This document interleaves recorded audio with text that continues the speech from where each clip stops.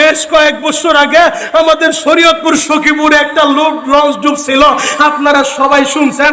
ঢাকা সদরঘাট থেকে যে লঞ্চটা আমাদের শরীয়তপুরের উদ্দেশ্যে রওনা দিয়েছে ভাই, চাঁদপুরে টোটা যাওয়ার পর ওই লঞ্চটা ডুবে গেছে। ওই লঞ্চের ভিতরে আমাদের শরীয়তপুরের একটা ছেলে ছিল, ইসলামপুর কাপড়ের দোকানে কাজ করত।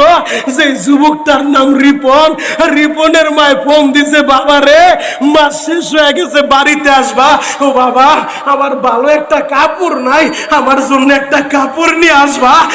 আরে মা কি জিনিস রে ও যুবক, মা তো এমন মা, সন্তানের শরীরে ঈদের সময় নতুন কাপড় উঠায়া মা পুরান কাপড় পরে, বাবা পুরান কাপড় পরে। কথা বলেন ঠিক কিনা? রিপনের মা বলে, বাবা রে আমার জন্য একটা কাপড় নিয়ে আইসো। রিপন মাস শেষে বেতন পায়া কর্মচারীর কাজ করে মায়ের জন্য 2টা কাপড় কিনছে। শরীয়তপুরের লঞ্চে উঠছে, তাজপুরের ছোটায় যখন গেছে 3 নদীর মাথা, ওই মোহনায় যাওয়ার পরে, ত্রিমোহনায় যাওয়ার পরে যখন নদীর ভিতরে ঢেউ উঠে গেছে, জ্বর শুরু হয়ে গেছে, রিপন মায়ের টেলিফোন করছে, মা গো আমি তো লঞ্চে উঠছি গো মা, চাঁদপুরের টোটায় আমাদের লঞ্চটা আছে। ও মা, নদীর ভিতরে ঢেউটা গেছে গো মা, মনে হয় তোমার সাথে আর দেখা হবে না। রিপনের মা একটা চিৎকার দিয়া বলে, রিপন রে ও বাবা, আমারে কি শুনাইলি? তুই কোন জায়গায় আসছ রে বাবা বল, আমি মা এখনই আসতাছি। দেখবেন বিদেশের বাড়িতে ছেলে যদি অসুস্থ হয়ে যায়, অন্য কেউ জানার আগে মায়ের খবর হয়ে যায়, মায়ের দিলের ভিতরে খবর হয়ে যায় রে ভাই, মা পাগলের মতো হয়ে গেছে। হঠাৎ করে রিপন আবার ফোন দিছে, ও মা লঞ্চের ভিতরে পানি ওঠা শুরু হয়ে গেছে গো মা। লঞ্চের কেরানি মাস্টার জানায় দিছে, দোতলার মানুষ নিচতলায় নামবেন না, নিচতলার মানুষ দোতলায় আসবেন না।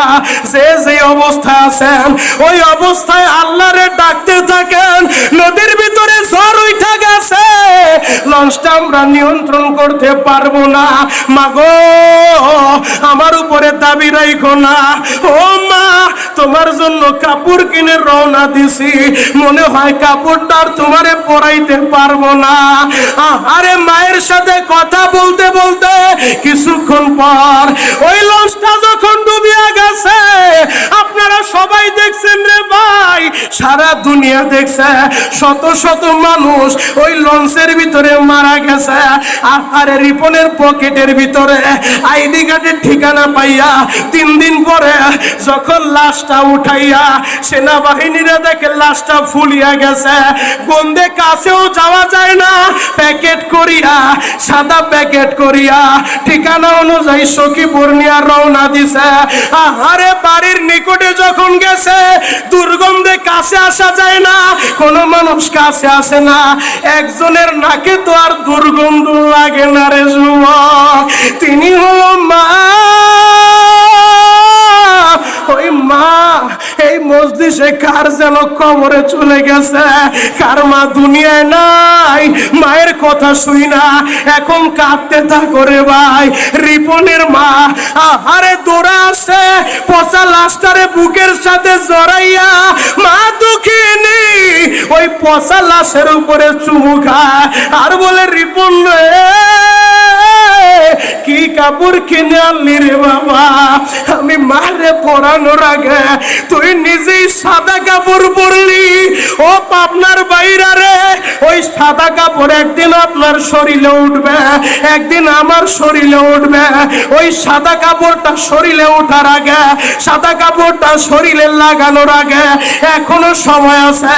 মায়ের মনে কষ্ট দিও না রে ভাই, এই মজলিসে যার মা আছে বাবা আছে, আমি তোমাদের পায়ে হাত রাইখা বলে যাই, কোনোদিন মায়ের কষ্ট দিও না। এই যে ডানে বামে তাকায় দেখো আমার দাড়ি পাকা বাবারা কিভাবে মায়ের জন্য কান্দে গো, হয়তো মায়ের কথা মনে পড়ে গেছে। শরীয়তপুরি ভাই আপনি বললেন মায়ের মনে কষ্ট দিও না, আমার তো মা নাই, আমি তো মায়ের কবরে শোয়াই পাইছি। এই হাত দিয়া মায়ের যারা মাটি দিছ, এই হাত দিয়া মায়ের লাশটা যারা কবরে রাখছো রে ভাই, বাবার লাশটা যারা কবরে রাখছো, আমি তোমাদের পায়ে হাত রেখা বলে যাই, এই বড় মজলিসে এখন চোখের পানি দিয়া কাঁদবা আর বলবা, আল্লাহ আমার মায়ের মাফ করে দাও, আমার বাবারে মাফ করে দাও। এই নয়াবাড়ি জামিয়া মাদানিয়া আকমালুল উলুম কওমি মাদ্রাসায় রাত্র 3টার সময় এসে দেখবা হেফজখানার ছেলেগুলা আরে কোরআনটা বুকে নিয়া কিভাবে তারা কোরআন তেলাওয়াত করে আর তাহাজ্জুদের নামাজ পড়া এলাকার মুরব্বীদের জন্য দোয়া করে। এই মাদ্রাসার সাথে মোহাব্বত রাখবা, পারলে একটা ছেলের আলেম বানাইবা, তাকওয়ার গুণটা অর্জনের জন্য আলেমদেরকে মোহাব্বত করবা, আলেমদের মজলিসে যাইবা। যদি তাকওয়ার গুণ অর্জন করতে পারো, ওই সন্তান মা বাবার অবাধ্য হবে না। আল্লাহ আপনি আমাদের সবাইকে কবুল করেন, সকলেই বলেন আমিন।